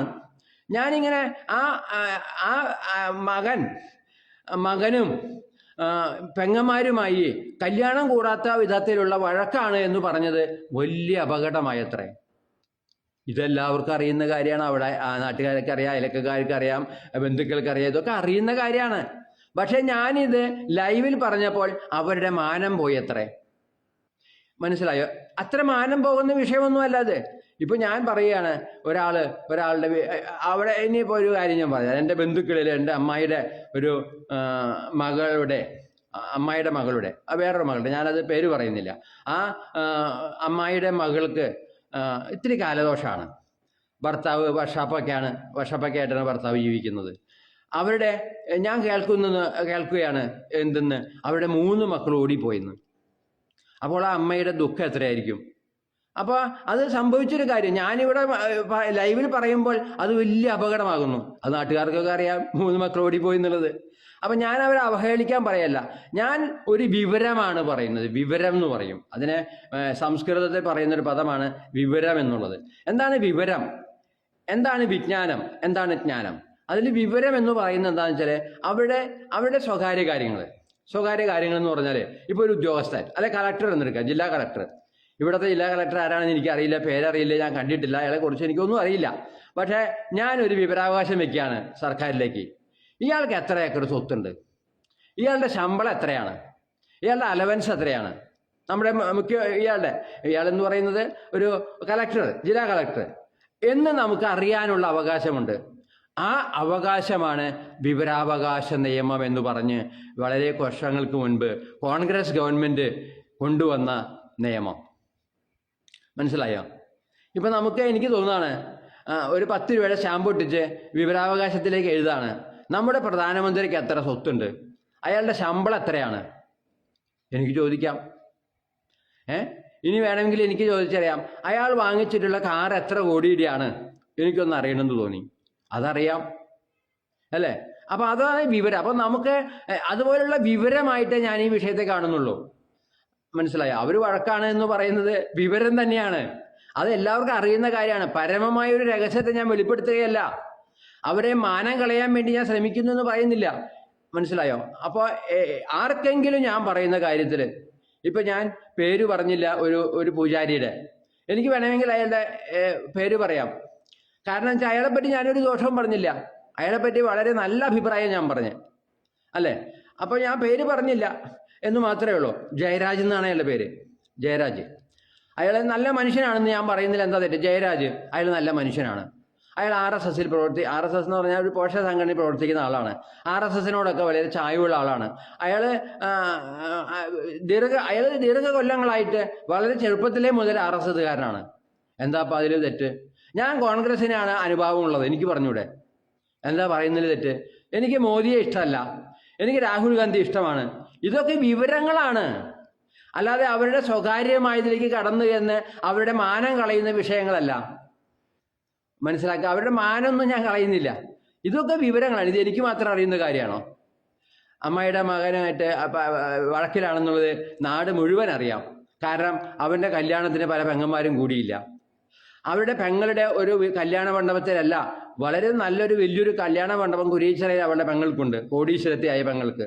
ആ പെങ്ങൾ കല്യാണത്തിന് കൂടിയോന്ന് ചോദിച്ചാൽ എനിക്കറിയില്ല, കൂടിയില്ല. ചില പെങ്ങന്മാരൊന്നും കൂടിയിട്ടില്ല അവൻ്റെ മകളുടെ കല്യാണത്തിന്, ഏക ആങ്ങളയുടെ കല്യാണത്തിന്. അപ്പോൾ അത് വിവരം മാത്രമാണ്. മനസ്സിലാക്കുക, അത് വിവരമാണ്. അല്ലാണ്ട് ഞാൻ അയാളെ കുറ്റം പറയല്ല, കുറവ് പറയല്ല, കരിവാരിത്താക്കുകയല്ല, താറടിക്കുകയല്ല. അപ്പോൾ ഇനിയിപ്പോൾ അത് താറടിക്കുന്നതായിട്ട് അവർക്ക് തോന്നുന്നുണ്ടെങ്കിൽ, ജോഷി എന്നാണ് മകൻ്റെ പേര്. അപ്പോൾ ആ ജോഷിക്ക് വേണമെങ്കിൽ എന്നോട് പറയാം, നെൽസ, നമ്മൾ തമ്മിൽ നല്ല സൗഹൃദത്തിലിരിക്കുന്ന ആൾക്കാരാ, നീ എന്നെ കരിവാരിത്താക്കല്ലേ, എൻ്റെ കുടുംബം കലക്കല്ലേ, ഞാൻ ആത്മഹത്യ ചെയ്യുന്ന വക്കിലേക്ക് നീ എത്തിക്കല്ലേ, എനിക്കത് വലിയ വിഷമമുള്ള കാര്യമാണ് എന്ന് സൗഹാർദ്ദത്തോടു കൂടി എന്നെ വിളിച്ച് അവൻ പറയുകയാണെങ്കിൽ ഞാൻ പറയും, ജോഷി, ഞാൻ ഇതൊന്നും വിചാരിച്ച് പറഞ്ഞതല്ല, അങ്ങനെ ഒരു ഉദ്ദേശം എനിക്കില്ല. ഞാനൊരു വിവരം എന്ന നിലയിൽ എൻ്റെ ലൈവിൽ ഞാൻ പറഞ്ഞു പോയി എന്നല്ല, പറഞ്ഞിട്ടുണ്ട്. അത് വിരോധമുള്ള കാര്യമാണെങ്കിൽ ഞാൻ ക്ഷമ പറയുന്നു. ഇനി മേലാൽ ഞാൻ ഇത്തരം കാര്യങ്ങൾ ജോഷിയെ കുടുംബത്തെക്കുറിച്ച് പറയാതിരിക്കണോ? ഞാൻ പറയില്ല. മനസ്സിലായോ? അത്രയേ ഉള്ളൂ. അപ്പോൾ ഞാൻ കുറച്ച് വിശദീകരണങ്ങൾ ഇതുകൊണ്ടുണ്ടായ വിഷയങ്ങളും ഭവിഷ്യത്തുകളെ കുറിച്ച് പറഞ്ഞു. ഇനി ഞാൻ വീണ്ടും ഇന്നലെ എന്ന ദിവസത്തിലേക്ക് കിടക്കുകയാണ്. ഇന്നലെ എന്ന ദിവസം ഞാൻ രാവിലെ ഉണർന്നു, വീഡിയോ എടുത്തു, ഞാൻ സന്തോഷവാനായിരുന്നു. പക്ഷെ അത് കഴിഞ്ഞപ്പോൾ എനിക്ക് വിഷമായി. ഇത് എന്ത് പ്രശ്നം ഉണ്ടാക്കും? ഞാൻ എൻ്റെ സെക്സ് കാര്യങ്ങൾ പറഞ്ഞത് തുറന്നടിച്ച് ഞാൻ സെക്സ് പറഞ്ഞിട്ടുണ്ടല്ലോ, അതെന്തു കുഴപ്പമുണ്ടാക്കും? എനിക്ക് മനസ്സിലാവുന്നുണ്ട് ഇതൊക്കെ കുഴപ്പമുണ്ടാകുന്ന കാര്യമാണ്. മനസ്സിലായോ? അപ്പോൾ എന്തു കുഴപ്പമുണ്ടാകുമെന്ന് ഞാൻ ചിന്തിച്ചു. അപ്പോൾ ഞാൻ ആലോചിച്ചു, ഇനിയിപ്പോൾ ഇത് വല്ല പ്രശ്നം ഉണ്ടാവുമോ? പെങ്ങന്മാരെന്തു പറയും, നാട്ടുകാരെന്തു പറയും? നാട്ടുകാരല്ല, ഓരോരുത്തർ ഇനി എന്ത് കുഴപ്പമുണ്ടാകും? എനിക്ക് ഭ്രാന്താന്ന് പറയുമോ? അല്ലെങ്കിൽ ഇവൻ ഭയങ്കര തെണ്ടിയാണെന്ന് പറയുമോ? ഇവൻ ഭയങ്കര തെണ്ടിയാണെന്ന് പറഞ്ഞാൽ എനിക്കൊരു കുഴപ്പമില്ല. ഞാനൊരു ഭ്രാന്തനാണെന്ന് പറയുന്നത് മാത്രമേ എനിക്ക് വിഷമമുള്ള കാര്യമുള്ളൂ. അത് മാത്രമേ എനിക്ക് വിഷമമുള്ളൂ. അപ്പോൾ ഞാൻ അസ്വസ്ഥനായി. ഉച്ചവരെ ഞാൻ അസ്വസ്ഥനായി. ഉച്ച നേരത്ത് എൻ്റെ ഇളയപ്പൻ, എൻ്റെ കുരിയച്ചിറയിൽ താമസിക്കുന്ന ഒരു ഇളയപ്പൻ എന്നെ വിളിച്ചു. ആള് ഫോണിൽ സംസാരിച്ചു. അപ്പൻ്റെ പെങ്ങളാണ്, സോറി, ഇളയപ്പൻ എന്ന് പറഞ്ഞാൽ അപ്പൻ്റെ അനിയൻ, അപ്പൻ്റെ അനിയൻ. എൻ്റെ അപ്പനൊക്കെ മരിച്ചുപോയി. എൻ്റെ അപ്പൻ്റെ അനിയനും അപ്പനും തമ്മിൽ വളരെ വ്യത്യാസമുണ്ട്. അതിൻ്റെ കഥ പറയുകയാണെങ്കിൽ അമ്മ പറഞ്ഞു കേട്ടിട്ടുണ്ട്, അമ്മയുടെ കല്യാണം കഴിഞ്ഞ് വന്നിട്ടാണ് അമ്മായിയമ്മ പ്രസവിച്ചതെന്ന്. അമ്മയുടെ കല്യാണം കഴിഞ്ഞ് വന്നിട്ടാണ് അമ്മായിയമ്മ പ്രസവിച്ചത്. അങ്ങനെ എൻ്റെ മൂത്ത ജ്യേഷ്ഠൻ ജെയിംസ് എന്ന് പറയുന്ന ജ്യേഷ്ഠനും ഈ ഇളയപ്പനും തമ്മിൽ 1 വയസ്സിൻ്റെ വ്യത്യാസമേ ഉള്ളൂ. മനസ്സിലാക്കുക, 1 വയസ്സിൻ്റെ വ്യത്യാസമേ ഉള്ളൂ. അപ്പോൾ ഞാൻ അയാളായിട്ട് കുറേ സംസാരിച്ചു. അപ്പോൾ ആളെ എന്നോട് പങ്കുവെച്ച കാര്യം, ഫോണിൽ തന്നെ കുറേ അധികം നേരം സംസാരിച്ചു. പങ്കുവെച്ച കാര്യം, ആളുടെ വിഷമം എന്ന് പറയുന്നത് ആളുടെ 3 മക്കളും വിദേശത്താണ്. ഇനിയിപ്പോൾ ഞാനീ പറയുന്നതിൽ കുഴപ്പമുണ്ടെന്ന് എനിക്ക് തോന്നുന്നില്ല. കുഴപ്പമുള്ള കാര്യങ്ങൾ ഞാൻ പറയുന്നില്ല, കുഴപ്പമില്ലാത്ത കാര്യങ്ങൾ പറയുകയാണ്. അയാളുടെ 3 മക്കളും വിദേശത്താണ്. ഈ 3 മക്കളും നല്ല നിലയിലാണ്. പെണ്ണൊക്കെ, അയാളുടെ മകളൊക്കെ വലിയ കോടീശ്വരത്തെയാണ് ഇംഗ്ലണ്ടിൽ എന്നാണ് ഞാൻ മനസ്സിലാക്കുന്നത്. മറ്റൊരും കുഴപ്പമില്ല. ഒരുത്തൻ ഓസ്ട്രേലിയയിലാണ്, അവൻ സ്വന്തം വീടൊക്കെ മേടിച്ചു, നല്ല നിലയിലാണ്. മറ്റൊരുത്തനും കുഴപ്പമില്ല, അവനും നല്ല നിലയിലാണ്. അങ്ങനെ ഞാൻ പറയട്ടെ. ഇനി എന്തെങ്കിലും അവർക്ക് ഇത്തിരി മോശമുണ്ടെങ്കിൽ ഞാനത് ഇനി ഒഴിവാക്കുകയാണ് ചെയ്യുന്നത്. എന്തെങ്കിലും ഇപ്പം ഇനി ഞാൻ അങ്ങനത്തെ കാര്യങ്ങൾ പറയുന്നില്ല, അവർക്ക് ദോഷം ഉണ്ടാകുന്ന കാര്യം ഞാൻ പറയുന്നില്ല. അപ്പോൾ ഇനി എനിക്ക് കോമൺ ആയിട്ട് പറയാവുന്ന കാര്യങ്ങൾ പറയാലോ. എൻ്റെ ഇളയപ്പൻ റാഫേൽ എന്നാണ് പേര്. ആള് കുട്ടന്നൂർ സെൻറ്ററിലാണ് താമസിക്കുന്നത്. 10-20 സെൻറ്റ് സ്ഥലമുണ്ട്, വലിയ വീടുണ്ട്. ശരിക്കും പറഞ്ഞാൽ എനിക്ക് തോന്നുന്നത് 10-15 കോടി രൂപ അത് വിറ്റാൽ കിട്ടുമെന്ന് തോന്നുന്നുണ്ട്. കാരണം ഒരു സെൻറ്റിന് ഇപ്പോൾ 20 ലക്ഷം രൂപയാണ് ഞങ്ങളുടെ കുട്ടന്നൂർ റോഡ് സൈഡിലൊക്കെ വില. 20 സെൻറ്റ് സ്ഥലമുണ്ട്. അപ്പോൾ 20 സെൻറ്റിന് 2 കോടി രൂപ ഒരു സെൻറ്റിന് വെച്ചാകുമ്പോൾ എത്രയായി? അത്രയും പൈസ ഉള്ള ഒരാളാണ്. പിന്നെ അയാൾക്ക് വേറെ ഭൂസ്വത്തൊക്കെ ഉണ്ട്. നല്ല കോടീശ്വരനാണ് എൻ്റെ ഭാഷയിൽ. പക്ഷെ അയാൾ വളരെ ദുഃഖിതനാണ്. കാരണം 5-10 വർഷമായിട്ട് ആൾ രോഗത്തിൻ്റെ പിടിയിലാണ്. ഇപ്പോൾ ഒറ്റടി വെച്ച് നടക്കുകയുള്ളൂ. 10-72 വയസ്സേ ആയിട്ടുള്ളൂ, എങ്കിലും ഒറ്റടി വെച്ച് നടക്കുകയുള്ളൂ. ഭയങ്കര ആത്മധൈര്യമാണ്, അഹങ്കാരിയാണ്. ഞാൻ അങ്ങനെ പറയുന്നതുകൊണ്ട് തെറ്റുന്നില്ല, എനിക്ക് തോന്നിയ കാര്യം ഞാൻ പറഞ്ഞു. അയാൾ ശുദ്ധനായിരിക്കാട്ടാ, അയാളെ സംബന്ധിച്ച് ഞാൻ പറയുന്നു അയാൾ ഒരു അഹങ്കാരിയാണ്. എൻ്റെ ഇളയപ്പനാ അഹങ്കാരിയാണ്. അത് അഹങ്കാരിയാണെന്ന് ഞാൻ പറയാൻ കാരണം എന്താ വെച്ചാൽ, ചെമ്പോട്ടി ലൈനിൽ രാഗത്തിൻ്റെ തൊട്ടടുത്ത് അയാൾക്കൊരു വാച്ച് കടയുണ്ട്. ഇളയപ്പന്, അയാളെന്നൊന്നും പറയുന്ന അത്ര ശരിയല്ലെങ്കിൽ ഞാൻ പറയാണ്, ഇളയപ്പന് ഒരു വാച്ച് കടയുണ്ട്. ആ വാച്ച് കടയിൽ നിന്ന് ഒരു കാലഘട്ടത്തിൽ 10-30 കൊല്ലമായിട്ടുള്ള വാച്ച് കടയാണ്, 10-35 കൊല്ലമായിട്ടുള്ള വാച്ച് കടയാണ്. ആ വാച്ച് കടയിൽ നിന്ന് ആളെല്ലാം സമ്പാദിച്ചു, ഒരുപാട് സമ്പാദിച്ചു. മക്കളെ കെട്ടിച്ചു, പല സ്ഥലത്തും വീട് മേടിച്ചു, സ്ഥലം മേടിച്ചു. അങ്ങനെ വലിയൊരു നല്ല കാലം, പല കാറുകൾ മേടിച്ചു, വലിയ കാറുകൾ മേടിച്ചു. അങ്ങനെയൊക്കെ ജീവിച്ചിട്ടുള്ളൊരു മനുഷ്യനാണ്. അദ്ദേഹത്തിൻ്റെ ഇപ്പോഴത്തെ അവസ്ഥ ദയനീയമാണ്. ഒരു കസേരയിൽ, ചാരി കസേരയിൽ ഇരിക്കുക, എഴുന്നേൽക്കുക. പിന്നെ അയാളുടെ രസകരമായ കാര്യം പറഞ്ഞാൽ, അയാൾക്ക് ഒരു 100ഓളം ആടുകളെ വളർത്തുന്നുണ്ട്. ഈ ഇളയപ്പൻ ഇപ്പോൾ ചെയ്യുന്ന കാര്യം 100ഓളം ആടുകളുണ്ട്. പിന്നെ ഒരു 100ഓളം ആടുകൾ മാത്രമല്ല, 10-30 കോഴികളുണ്ട്, 10-15 താറാവുകളുണ്ട്. അപ്പോൾ അവിടെ ആട്ടുംപാൽ വിൽക്കുന്നുണ്ട്, നാടൻ മുട്ട വിൽക്കുന്നുണ്ട് 12 രൂപയ്ക്ക്, താറാവ് മുട്ട വിൽക്കുന്നുണ്ട്. അപ്പോൾ ഞാൻ എൻ്റെ ഇളയപ്പനോട് ചോദിച്ചു, ഇളയപ്പൻ ഒരു കോടീശ്വരനാണ്, 73 വയസ്സുമായി അല്ലേ, ഇനിയും ഈ ലാഭമുണ്ടാക്കുന്ന ബിസിനസ്സുകളൊക്കെ നിർത്തി സന്തോഷിച്ച് ജീവിച്ചുകൂടെ എന്ന് ഞാൻ ചോദിച്ചു. അതിനെൻ്റെ ഇളയപ്പൻ റാഫേൽ ഇളയപ്പൻ പറഞ്ഞ ഉത്തരം എന്താണെന്ന് വെച്ചാൽ, ഇപ്പോൾ സന്തോഷത്തിലാണെന്ന് ആൾ അവകാശപ്പെട്ടില്ല കേട്ടോ, അങ്ങനെ ഒരു കാര്യം അവകാശപ്പെട്ടില്ല. ഇപ്പോൾ ദുഃഖത്തിലാണെന്നാണ് പറഞ്ഞത്. കാരണം മക്കളാരും അടുത്തില്ല, പേരക്കിടാങ്ങളില്ല. ഒരു പേരക്കിടാങ്ങൾ ഉണ്ടായിരുന്നുവെങ്കിൽ ആ പേരക്കിടാങ്ങളെ കളിപ്പിച്ചിരിക്കുന്നുവെങ്കിൽ അത് സന്തോഷമാകുമായിരുന്നു. അതെനിക്ക് അനുഭവം ഉണ്ടായില്ല. അങ്ങനെ ശരിക്കും പറഞ്ഞാൽ അയാളുടെ നല്ല കാലത്ത് കോടീശ്വരനാകുകയും വലിയ പണം സമ്പാദിക്കുകയും ചെയ്തെങ്കിലും ഇപ്പോൾ അയാൾ ദുഃഖിതനാണ്. എനിക്ക് അയാൾ അഹങ്കാരിയാണെന്ന് മനസ്സിലായത് എന്താണെന്ന് വെച്ചാൽ, ഈ ചെമ്പോട്ടി ലൈനിലുള്ള, ഇതൊരു വിവരമായിട്ട് ഞാൻ പറയുകയാണ്, കുറ്റമായിട്ട് പറയല്ല കേട്ടോ. ചെമ്പോട്ടി ലൈനിലുള്ള വാച്ച് കട പലരും അറിയാം ചിലപ്പോൾ. ചെമ്പോട്ടി ലൈനിൽ ഒരു വാച്ച് കടയുണ്ട് നമ്മുടെ ആ ഹോട്ടൽ, വലിയ പ്രസിദ്ധമായ ഹോട്ടലിൻ്റെ ഓപ്പോസിറ്റാണ്. അവിടെ ബുദ്ധാസ് എന്ന് പറഞ്ഞിട്ടൊരു, ബുദ്ധാസ് എന്ന് പറഞ്ഞിട്ടൊരു ഒരു വലിയ ഇതുണ്ട്, ഒരു ഇതുണ്ട്. അതിലാണ് അതിപ്പോൾ അങ്ങനെ പറയണ്ടല്ലോ, അത്ര വിശദീകരിച്ച് ഞാൻ പറയണമെന്നില്ലല്ലോ. അപ്പോൾ ആള് ഇപ്പോൾ എനിക്ക് അയാൾ അഹങ്കാരിയാണെന്ന്, എൻ്റെ ഇളയപ്പൻ അഹങ്കാരിയാണെന്ന് തോന്നാൻ കാരണം ഈ 10-35 വർഷമായിട്ടുള്ള ഒരു ഈ വാടകയ്ക്ക് അയാൾ എടുത്തിട്ട് അതിൻ്റെ ഉടമസ്ഥ മാറിപ്പോയി. വേറെ ആൾ 17 കോടി രൂപയ്ക്ക് എന്താണ് ശ്രീബുദ്ധ എന്ന് പറയുന്ന ലോഡ്ജ്, അതെ ഇപ്പോഴാണ് എനിക്ക് ഓർമ്മ വരുന്നത്, ശ്രീബുദ്ധ ലോഡ്ജ് അറിയപ്പെടുന്ന ഒരു ലോഡ്ജാണ് അത്. ഇപ്പോൾ അതിലാണ് അതിലെ ഒരു മുറിയിലാണ്, അതിൻ്റെ മുന്നിലുള്ള മുറിയിലാണ് ഈ വാച്ച് കട. 17 കോടി രൂപയ്ക്ക്, അയാളപ്പനോട് പറഞ്ഞതാണ്, 17 കോടി രൂപയ്ക്ക്, 17-16 കോടി രൂപയ്ക്ക് ശ്രീബുദ്ധ ഒരു കോടീശ്വരൻ വാങ്ങി. ഇനിയിപ്പോൾ 17 കോടി രൂപയ്ക്ക് ശ്രീബുദ്ധ വാങ്ങിയ ആൾ കോടീശ്വരനാണെന്ന് ഞാൻ പറയേണ്ട കാര്യമില്ലല്ലോ. അയാളൊരു എഞ്ചിനീയറാണ് അത്രേ, അയാൾ വലിയൊരു കോടീശ്വരനാണ്. എന്നിട്ട് അയാൾ ഇത് ഒഴിപ്പിക്കുന്നതിന് വേണ്ടി ശ്രമം നടത്തിയപ്പോൾ ഇളയപ്പൻ അത് വിട്ടുകൊടുക്കാൻ തയ്യാറില്ല. ഇളയപ്പന് 50 ലക്ഷം രൂപയും കൂടി കൊടുത്താലേ അത് ഒഴിഞ്ഞു കൊടുക്കുള്ളൂ എന്ന് ഇളയപ്പൻ വാശി പിടിച്ചു. അങ്ങനെ അയാൾക്ക് ദേഷ്യം വന്നു അത്രയും. അങ്ങനെയാണ് ഇളയപ്പൻ പറയുന്നത്. അയാൾ ഇത് സംസാരിച്ചിരിക്കുന്നതിൽ ദേഷ്യം വന്നു. ഇളയമ്മയുടെ കൈ പിടിച്ച് പുറത്തേക്ക് കൊണ്ടുപോകാൻ നോക്കി. അയാൾ മേശയമ ഉറക്കെ തട്ടി. അങ്ങനെയൊക്കെ ചെയ്തു അത്രേ ഈ കോടീശ്വരൻ. ഈ 17 കോടിക്ക് വാങ്ങിയ ശ്രീബുദ്ധ ലോഡ്ജ് വാങ്ങിയ കോടീശ്വരൻ അങ്ങനെയൊക്കെ വികാരപരമായി പ്രവർത്തിച്ചു അത്രേ. എന്നിട്ട് പോലീസ് കേസും കൂട്ടങ്ങളും ഒക്കെ ആയിട്ട് ഇയാൾ നടന്നു. ഇയാൾക്ക് നടക്കാനൊന്നും വയ്യ, അത്രയ്ക്ക് ആരോഗ്യമില്ലാത്ത മനുഷ്യനാണ് എൻ്റെ ഇളയപ്പൻ. അങ്ങനെ നടന്നു. അങ്ങനെ ഇപ്പോഴും അതിൻ്റെ കേസ് നടന്നുകൊണ്ടിരിക്കുകയാണ്. അപ്പോൾ ഇയാൾ പറയാണ്, എൻ്റെ ഭാര്യയെ അയാൾ കൈമ പിടിച്ച കേസിന് അയാൾ എനിക്ക് ജയിലിൽ അടയ്ക്കാൻ ഒരു നിമിഷമേ ആവശ്യമുള്ളൂ. അപ്പോൾ ഞാൻ ചോദിച്ചു, അയാളെ ജയിലിൽ അടയ്ക്കായിരുന്നില്ലേ കൈമ പിടിച്ചു എന്നുള്ള പേരിൽ? അതിനെ പോലീസ് കേസ് എടുത്തിട്ടില്ല, FIR എഴുതിയിട്ടില്ല. അയാൾ 5 ലക്ഷം രൂപ കൈക്കൂലി കൊടുത്തു പോലീസിന്. അങ്ങനെ ഞാനിനി പോലീസിനെയൊക്കെ എതിരെ കേസ് കൊടുക്കും. അങ്ങനെ പോലീസൊക്കെ ജോലി പോകും, അവിടുത്തെ SIക്കും സർക്കിളിൻ്റെയൊക്കെ ജോലി പോകും. ഈ വിധത്തിലൊക്കെയാണ് അയാൾ പറയുന്നത്. വിഷയം എന്താ? എൻ്റെ ഇളയമയുടെ കയ്യിന്മേൽ ഒരു കോടീശ്വരൻ സ്ഥല ഉടമസ്ഥൻ, ആ സ്ഥലത്തിൻ്റെ വടയിരിക്കിരിക്കുന്ന സ്ഥലത്തിൻ്റെ ഉടമസ്ഥൻ കയ്യിൽ പിടിച്ച് പുറത്തേക്ക് കിടത്താൻ ശ്രമിച്ചു എന്നുള്ളതാണ് അയാളുടെ പരാതി. അപ്പോൾ മാനഭംഗത്തിന് കേസ് കൊടുത്താൽ അയാൾ 6 മാസമല്ല 6 വർഷമെങ്കിലും അയാൾ ജയിലിൽ കിടക്കുമെന്നാണ് ഇളയപ്പൻ ഊഹിക്കുന്നത്. അപ്പം ഞാൻ ചോദിച്ചു, എന്താ ഇളയപ്പൻ അങ്ങനെ ചെയ്യാഞ്ഞേ? ഈ കോടീശ്വരനെ ഒന്നും ജയിലിടായിരുന്നില്ലേ? ഇങ്ങനെ എൻ്റെ ഭാര്യയുടെ കൈമ്മ പിടിച്ചു എന്ന് പറഞ്ഞ് അയാളെ ജയിലിടിക്കായിരുന്നില്ല, എന്താ ചെയ്യാഞ്ഞേ? അല്ല, ഞാനത് വേണ്ടെന്ന് വെച്ചിട്ടാ. എനിക്ക് ആരോഗ്യസ്ഥിതി അത്ര പോരാ. എൻ്റെ നല്ല കാലമാണെങ്കിൽ അയാളെ ആ മുറിക്കുള്ളിലിട്ട് ഇടിച്ച് പഞ്ഞിയാക്കുമായിരുന്നു. എൻ്റെ ഇളയപ്പൻ പറയുന്നതാ. അയാളെ ഞാൻ ഇടിച്ച് പഞ്ഞിയാക്കുമായിരുന്നു എന്നൊക്കെ ഇങ്ങനെ വികാരപരമായി തന്നെ ഇളയപ്പൻ സംസാരിക്കുകയുണ്ടായി.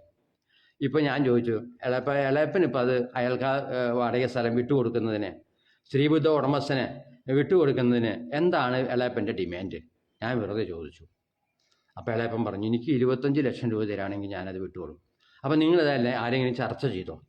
അയാളായിട്ട് സംസാരിച്ചോ? അയാളോട് പറഞ്ഞോ? ഇല്ല, അതൊന്നും പറഞ്ഞിട്ടില്ല. എൻ്റെ മനസ്സിലുള്ളതാണ് 25 ലക്ഷം രൂപ കിട്ടിയാൽ അത് കൊടുക്കാമെന്ന്. പക്ഷെ അയാൾ അതിന് തയ്യാറല്ല. ഈ വഴക്കും വക്കാണൊക്കെ ഉണ്ടായപ്പോൾ 1200 രൂപ വാടകയുണ്ടായിരുന്നത് 5000 രൂപയാക്കി ഉയർത്തി. അങ്ങനെ വടയശീട്ട് എഴുതി അയാൾ ഇപ്പോൾ നിലനിൽക്കുകയാണ്. ഇത് ഒഴിഞ്ഞു കൊടുത്തിട്ടില്ല. ഇപ്പോൾ എൻ്റെ ഇളയമ്മ ആ സ്ഥാപനത്തിൽ ഒരു കച്ചവടമില്ല, ഒന്നുമില്ല. ടെലിഫോൺ വിൽക്കുന്ന കടയാണിപ്പോൾ. വാച്ചിൻ്റെ പരിപാടിയില്ല, ടെലിഫോൺ വിൽക്കുന്ന കടയാണ്. ടെലിഫോൺ ഇപ്പോൾ ആർക്കെങ്കിലും ആവശ്യമുണ്ടോ?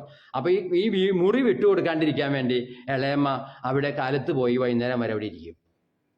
കച്ചവടമൊന്നുമില്ല, വരുമാനമൊന്നുമില്ല. ഈ മുറി വിട്ടുകൊടുക്കാതിരിക്കാൻ ഒന്ന് ചിന്തിച്ച് നോക്കുക. നമ്മളൊരു വാടകയ്ക്ക് ഒരു മുറി എടുത്തു, അത് 10-30 കൊല്ലമായി മുറി കിട്ടിയിട്ട് എന്ന് കരുതിയിട്ട് ആ മുറിയുടെ അവകാശം മുഴുവൻ എനിക്ക് കിട്ടണം എന്ന് പറയുന്ന ഒരു തോന്നിവാസത്തിലാണ് എൻ്റെ ഇളയപ്പൻ നിൽക്കുന്നത്. അപ്പോൾ അയാൾ അഹങ്കാരിയല്ലേ? എനിക്ക് തോന്നുന്നു അയാൾ അഹങ്കാരിയാണെന്ന്. എന്നിട്ട് ഈ ഇളയപ്പനെ തനിച്ചാക്കിക്കൊണ്ട് ഇളയമ്മ പോയിരിക്കുന്ന എന്തിനാ? ഈ മുറി വിട്ടുകൊടുക്കാതിരിക്കാൻ. അപ്പോൾ ഞാൻ ചോദിച്ചു, ഇളയപ്പൻ ഇനി 73 വയസ്സായി, വലിയ രോഗിയുമാണ്. എങ്ങനെയായാലും ഒരു 4-5 കൊല്ലത്തിനുള്ളിൽ ഇളയപ്പൻ ചത്തുപോകും. അത് സ്വാഭാവികമാണ് അല്ലേ? അപ്പോൾ ഇളയപ്പൻ പറയുന്നില്ല, ഞാൻ ഇനിയും ഊർജ്ജം വയ്ക്കും, എനിക്ക് ഇനിയും ആരോഗ്യം വയ്ക്കും, ഇനിയും ഞാൻ കടയിൽ പോയി തുടങ്ങും എന്നൊക്കെയാണ് ഇളയപ്പൻ്റെ മനസ്സിലെ വിശ്വാസം ഇരിക്കുന്നത്. അപ്പോൾ ഞാൻ ചോദിച്ചു, ഇനി എന്തുണ്ടാവും? ഇളയപ്പൻ ഇപ്പോൾ കുറച്ച് കാലം കഴിയുമ്പോൾ ചത്തുപോയി കഴിഞ്ഞാൽ ആ മുറി എന്തുണ്ടാവും? അല്ല, എൻ്റെ മകൻ ചെന്നിരിക്കും അവിടെ. അപ്പോൾ മക്കളൊക്കെ നല്ല വിദേശത്താണ്, മകൻ ചെന്നിരിക്കും എന്നാണ് ഇപ്പോൾ അവകാശം. എന്ന് പറഞ്ഞാലും മരിച്ചു പോയാലും ആ മുറി വിട്ടുകൊടുക്കില്ല എന്നാണ് ഇളയപ്പൻ്റെ പിടിവാശി. അപ്പം ഇങ്ങനെ പിടിവാശി പറയുന്ന ഒരു ഇളയപ്പൻ സത്യത്തിൽ ഒരു നല്ല മനുഷ്യനാണോ? ഞാൻ എന്നോട് ചോദിച്ചു. എനിക്ക് തോന്നുന്നില്ല അയാൾ നല്ല മനുഷ്യനാണെന്ന്. അയാൾ ചെയ്യേണ്ടത് എന്താ? 30 വർഷം എനിക്കൊരു വാടകയ്ക്കൊരു സ്ഥലം തന്നു. 35-45 വർഷമായി. ശരി, ഞാൻ ഒഴിഞ്ഞു തരാം. എനിക്ക് നിങ്ങൾ എന്തെങ്കിലുമൊക്കെ ഒരു പൈസ തരണം. അപ്പോൾ ഞാൻ ഒഴിഞ്ഞു പോകാം. എനിക്ക് ഈ മുറി കൊണ്ട് ഇനി ആവശ്യമില്ല. ഇതുകൊണ്ട് 1 രൂപ പോലും എനിക്ക് ഉണ്ടാക്കാൻ കഴിയില്ല. അതാണ് പരമാർത്ഥം. പക്ഷെ അയാൾ സത്യസന്ധമായി ഒന്നും ചിന്തിക്കുന്നില്ല. അയാളുടേതാണ് ആ മുറി എന്ന നിയമം എനിക്ക് അത് തരും, കോടതി എനിക്ക് ആ മുറി തരും എന്ന് വീമ്പളക്കിക്കൊണ്ട് അയാൾ സുപ്രീം കോടതി വരെ പോകും. പോലീസിനെ കൊണ്ട് ഈ FIR എഴുതിക്കാഞ്ഞ SIA-നും സർക്കിളിനെയും ജോലി കളയിക്കും എന്നൊക്കെ വീമ്പിളക്കി നടക്കുകയാണ് ആ മനുഷ്യൻ. അപ്പം ഞാൻ അയാളോട് ചോദിച്ചു, ഇളയപ്പൻ അത്യാവശ്യം കോടീശ്വരനാണ്. പക്ഷെ 16 കോടി കൊടുത്ത് ശ്രീബുദ്ധ മേടിച്ച ആള് ഇളയപ്പൻ്റെ മുന്നിൽ എത്ര വലിയ ആളായിരിക്കും? അയാളോട് യുദ്ധം ചെയ്ത് ഇളയപ്പൻ ഇനി നിൽക്കണോ? ആ കിട്ടിയ കാശ് മേടിച്ചുകൂടെ? അയാൾ തരുന്ന കാശ് ഒരു 10 ലക്ഷം ആണെങ്കിൽ ആ 10 ലക്ഷമെങ്കിലും മേടിച്ച് ആ പരിപാടി അവസാനിപ്പിച്ചുകൂടെ? അയാൾ അതിന് തയ്യാറല്ല. ഇളയപ്പൻ അതിന് തയ്യാറല്ല. അപ്പം ഞാൻ ഈ ആടുകളെയൊക്കെ വിറ്റ് സുഖമായിട്ട് ജീവിച്ചുകൂടെ? അപ്പോൾ ആൾ പറഞ്ഞു, എൻ്റെ മക്കളൊന്നും എനിക്ക് കാശൊന്നും അയക്കുന്നില്ല. ഞാൻ വളരെ ബുദ്ധിമുട്ടുകളാണിപ്പോൾ. എനിക്കൊരു മാസം 75,000 രൂപ ചിലവുണ്ട് ഈ ആടുകളെ വളർത്തുന്നതിനും കോഴീനെ വളർത്തുന്നതിനും പട്ടീനെ വളർത്തുന്നതിനൊക്കെ. പട്ടിയില്ല, കോഴി, താറാവ്. അപ്പോൾ ആ മനുഷ്യൻ ഞാനിതൊക്കെ പറയുന്നത് എന്താണെന്ന് വെച്ചാൽ ഓരോ മനുഷ്യൻ്റെയും മനസ്സ് എങ്ങനെ പ്രവർത്തിക്കുന്നു എന്ന് മനസ്സിലാക്കാനാണ് കേട്ടോ. അതിനെ കുറ്റം പറയാനല്ല. ഞാൻ ഇളയപ്പനെ കുറ്റം പറയാനല്ല ഇവിടെ ചെയ്യുന്നത് കേട്ടോ. ഒരു വിവരം തരുന്നത് മനുഷ്യൻ്റെ മനസ്സ് എങ്ങനെ പ്രവർത്തിക്കുന്നു ഇത്രയും വിശദീകരിച്ച് ഞാൻ പറഞ്ഞു എന്ന് മാത്രമേ ഉള്ളൂ. അപ്പോൾ മനുഷ്യൻ മരിക്കുന്നത് വരെ അഹങ്കാരിയായി ജീവിക്കാനാണ് നോക്കുന്നത്. മനസ്സിലായോ? എൻ്റെ മനസ്സിൽ സത്യം പറഞ്ഞാൽ അഹങ്കാരങ്ങളൊന്നുമില്ല. ഇപ്പം ഞാൻ 2 കോടി രൂപ ബാങ്കിൽ ഇട്ടിട്ടുണ്ടെന്ന് പറഞ്ഞു.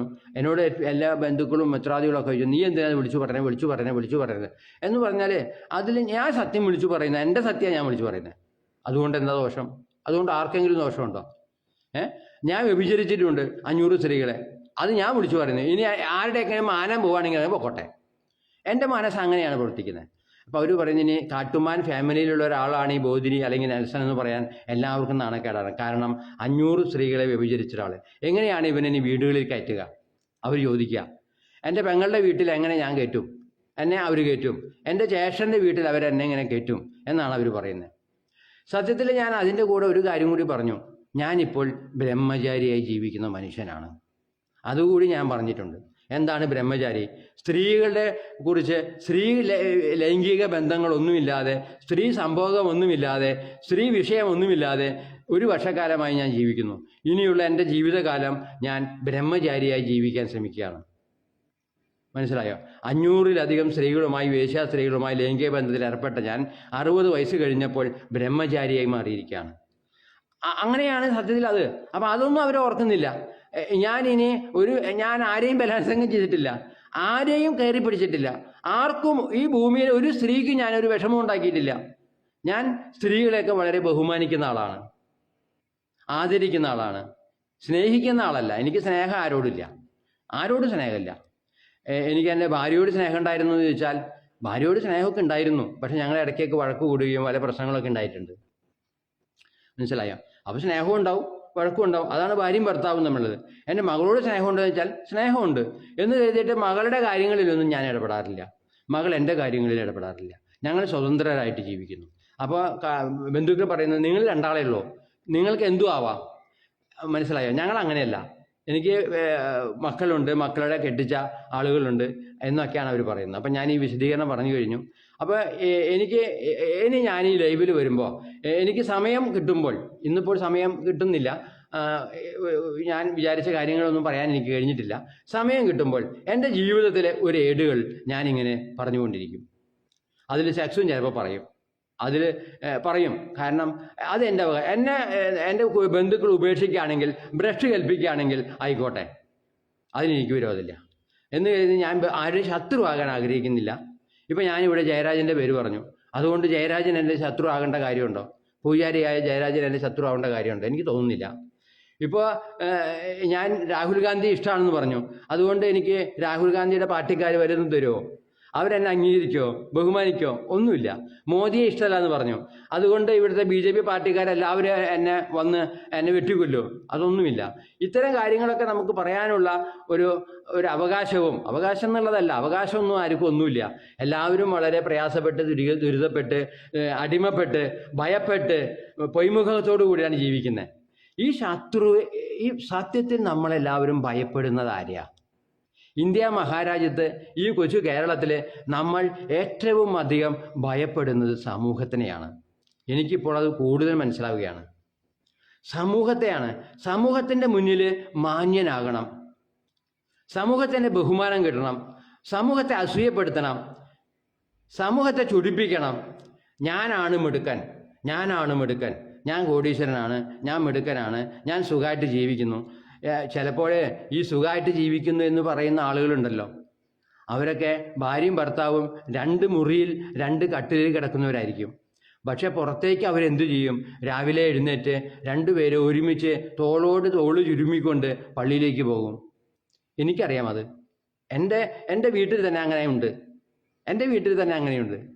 മനസ്സിലാക്കുക. ഒരു രസകരമായ കാര്യമാണ് ഞാൻ പറയുന്നത്. 2 മുറിയിലായിരിക്കും വർഷങ്ങളായിട്ട് കിടക്കുന്നത്. ചിലപ്പോൾ ഒരു 10-30 വർഷമായിട്ട് അവർ കിടക്കുന്നത്, ഭാര്യയും ഭർത്താവും കിടക്കുന്നത് 2 മുറിയിലായിരിക്കും, 2 ബെഡിലായിരിക്കും. പക്ഷെ അവർ നേരം വെളുക്കുമ്പോൾ അവർ വളരെ സ്നേഹത്തോടു കൂടി, അവർ മിണ്ടുന്നില്ല, അങ്ങനെയായിരിക്കും.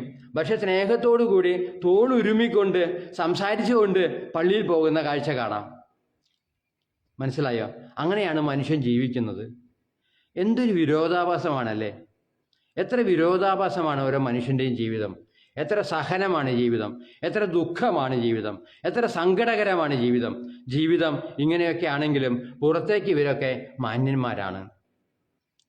ആ മാന്യത തകർക്കാൻ ആരും തയ്യാറില്ല. വലിയ കടം വാങ്ങി വീട് വയ്ക്കുക, വലിയ കടം വാങ്ങി കാറ് വാങ്ങുക, വലിയ കടം വാങ്ങി മക്കളെ കെട്ടിക്കുക, ഇതൊക്കെയാണ് എല്ലാവരും ചെയ്യുന്നത്. എന്നിട്ട് വെന്ത് നീറി ജീവിക്കുക. 1 രൂപ പോലും ബാങ്ക് ബാലൻസ് ഉണ്ടാവില്ല. ഇപ്പോൾ എൻ്റെ ഇളയപ്പനോട് ഞാൻ ചോദിച്ചു, ഇളയപ്പൻ ഇപ്പോൾ എത്ര ബാങ്ക് ബാലൻസ് ഉണ്ട് ഇളയപ്പ? 1 രൂപയില്ല. അന്നന്നത്തെ കാര്യം നടത്താൻ ഒരു മാർഗമില്ല. മക്കളൊന്നും 1 രൂപ അയക്കില്ല. അവരൊക്കെ കാശുള്ളവരാണ്, 1 രൂപ അയക്കില്ല. ഞാൻ കിടന്നിട്ട് നീറാണ്. അപ്പം ഞാൻ ചോദിച്ചു ഇളയപ്പനോട്, ഇളയപ്പൻ ഇപ്പോൾ താടിയൊക്കെ ഉണ്ടല്ലോ, ഇളയപ്പൻ അതിസുന്ദരനായ ഒരു മനുഷ്യനാണല്ലോ. ഭയങ്കര സുന്ദരനാണ് കേട്ടോ ഇളയപ്പൻ. മമ്മൂട്ടി മാറി നിൽക്കണം. മമ്മൂട്ടിയേക്കാളും സുന്ദരനായ മനുഷ്യനാണ് എൻ്റെ ഇളയപ്പൻ റാഫേൽ. അദ്ദേഹം ഇപ്പോൾ, ഞാൻ ഇന്നലെ ചെന്നപ്പോൾ താടിയൊക്കെ നരച്ച താടിയുണ്ട്, മുടിയൊക്കെ അലസമായി കിടക്കുന്നു, ഒന്നും ഡൈ ചെയ്തിട്ടില്ല. അയാളെ ഞാൻ കണ്ടിട്ടുള്ളത് നെടുനീളനെ ഒരു 40 വയസ്സുകാരൻ്റെ ആരോഗ്യത്തോടു കൂടിയ, ഒരു നല്ല ഹൈറ്റും വെയിറ്റും തൂവെള്ളയുമായ ഒരു അതിസുന്ദരനായ മനുഷ്യൻ. അടുത്ത കാലത്ത് എൻ്റെ ജ്യേഷ്ഠൻ്റെ മകളുടെ കല്യാണത്തിന് ചാലക്കുടിയിലെ ഒരു ഹാളിൽ വന്നിരുന്നു. അവിടെ വെച്ച് കണ്ടപ്പോൾ അയാൾ ഡ്രൈവ് ചെയ്താണ് വന്നത്. അപ്പോൾ ആഗ്രഹം ഉണ്ടെങ്കിൽ അയാൾക്ക് ഡ്രൈവ് ചെയ്യാൻ വരെ ഇപ്പോഴും കഴിയുമത്രേ. 2 കാറുകളുണ്ട്, സ്കോഡ കാറുണ്ട്, മാരുതി കാറുണ്ട്. ഡ്രൈവ് ചെയ്യാൻ കഴിയുമത്രേ. പക്ഷേ ആ മനുഷ്യൻ്റെ, ഞാൻ ചെന്ന് കണ്ടപ്പോൾ ഒരു കാര്യകസേരയിലെ മൊബൈൽ ഇങ്ങനെ പിടിച്ച് ഉറങ്ങി കിടക്കുകയാണ്, നിരാശപ്പെട്ട്. എന്താണ് ഈ മനുഷ്യൻ്റെ നിരാശയുടെ കാരണം? കാശില്ല. കയ്യിൽ കാശില്ലാണ്ടായി കഴിഞ്ഞാൽ പിന്നെ ഷേവ് ചെയ്യണമെന്നൊന്നും തോന്നില്ല, ഡൈ ചെയ്യണമെന്നൊന്നും തോന്നില്ല. സത്യമാണത്. കാശില്ലാണ്ടായി കാശാണ് ഏറ്റവും വലിയ കാര്യം. നമ്മുടെ കയ്യിൽ ബാങ്കിൽ ഒരു 50 ലക്ഷം രൂപ നമ്മുടെ പേരിലുണ്ടെന്ന് വിചാരിക്കുക. അല്ലെങ്കിൽ 1 കോടി വേണ്ട, ഒരു 50 ലക്ഷം രൂപ എൻ്റെ പേരിൽ, എൻ്റെ കയ്യിൽ ബാങ്കിൽ, ഒറിജിനൽ ബാങ്കിൽ, സൊസൈറ്റിയിലോ അല്ലെങ്കിൽ കേരള ബാങ്കിലോ അല്ലെങ്കിൽ ബേഡ് കമ്പനിയിലോ അല്ല, ഒറിജിനൽ ബാങ്കിൽ ഒരു 50 ലക്ഷം രൂപ കിടക്കുന്നുണ്ട് എന്ന് വിചാരിക്കുക. എൻ്റെ ധൈര്യം എത്രയായിരിക്കും? എനിക്ക് എല്ലാ സൗകര്യങ്ങളും ഉണ്ട്, എനിക്ക് വീടുണ്ട്, കാറുണ്ട്, എല്ലാ സൗകര്യങ്ങളും ഉണ്ട്. അത് കഴിഞ്ഞിട്ട് ഒരു 50 ലക്ഷം രൂപയും കിടക്കുക. വരുമാനമുണ്ട്, വേറെ വരുമാനങ്ങളുണ്ട്, എനിക്ക് വാടകകൾ കിട്ടുന്ന വരുമാനമുണ്ട്, അങ്ങനെയൊക്കെ എന്ന് വിചാരിക്കും ഒരാൾക്ക്. അവൻ ശരിക്കും പറഞ്ഞാൽ അവൻ അഹങ്കാരി. അതാണ് അഹങ്കാരം എന്ന് പറയുന്നത്. അത് മറ്റൊരാൾ ഉപദ്രവിക്കുന്ന അഹങ്കാരമല്ല. ഞാനൊരു അഹങ്കാരിയാണ്. കാരണം എന്താ? 2 കോടി രൂപയാണ് ഞങ്ങൾ ബാങ്കിലിട്ടേക്കണേ. അപ്പം ഞാനൊരു അഹങ്കാരിയാണ്. പക്ഷെ എൻ്റെ അഹങ്കാരം കൊണ്ട് ഞാൻ ആരുടെയും നെഞ്ചത്ത് കയറാൻ പോകുന്നുണ്ടോ? ഇല്ല. ആരെയും ഉപദ്രവിക്കാൻ പോകുന്നുണ്ടോ? ഇല്ല.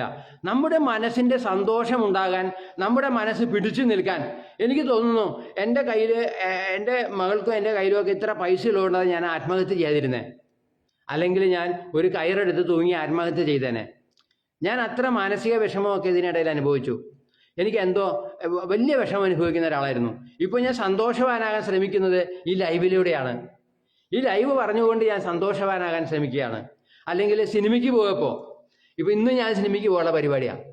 എനിക്കൊരു സന്തോഷം വേണം. 100 രൂപ വേണ്ടോ സിനിമയ്ക്ക് പോകാൻ? പിന്നെ പെട്രോൾ കാശും. അപ്പോൾ ആ സിനിമാ തിയേറ്ററിൽ AC ചെന്നിരുന്നു. അവർ എത്ര കോടികൾ മുടക്കിയാണ് ഒരു സിനിമ പിടിക്കുന്നത്, അതൊന്നും നമുക്ക് കാണുക. ഒരു ചെറുപ്പക്കാരനെ പോലെ ഞാൻ ചിന്തിക്കുകയാണ്, ഒന്ന് സിനിമയ്ക്ക് പോകാം.